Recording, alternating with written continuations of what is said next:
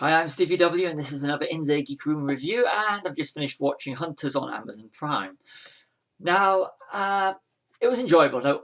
It was really enjoyable up to a point, and I like the way that I like anything about Nazi hunters, but the show as it went on, it started out strongly, and it just got a bit weaker and weaker towards the end, and it made me realize when I finished watching it is that the real Nazi hunters and what they did in real life is a more compelling story than a fictional dramatization, which also goes into speculation about what happened to all the Nazis mixed in with true life. And this is where it feels like a Tarantino movie. It does extended Tarantino movie, but Tarantino light.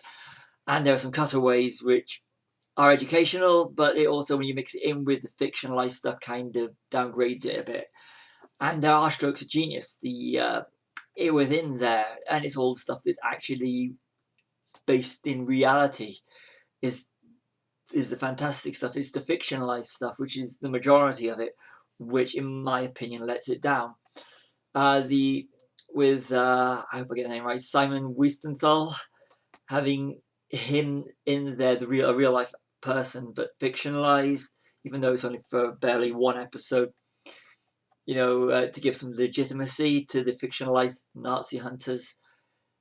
It was a good idea to, legitimize it, but also you could argue that it does detract from what the real ones did, and towards the end, the ending reminded me a bit of Iron Sky, which which I don't think it wants.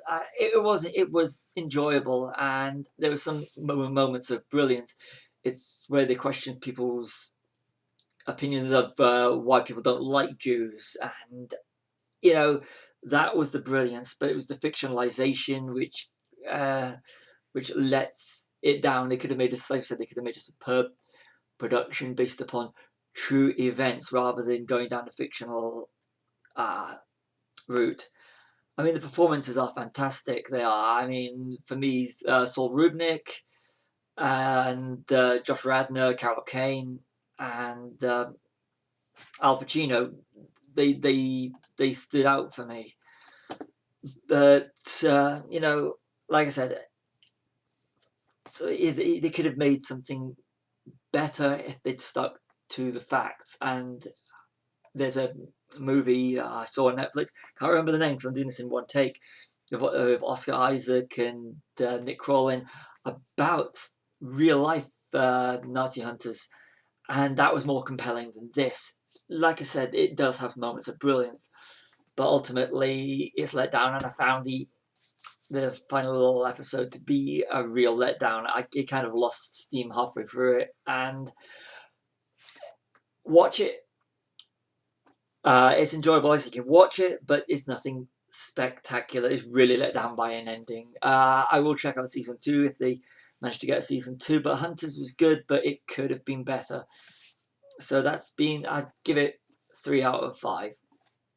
Push. So that's been my review of Hunters. See you all another In the Geek Room review.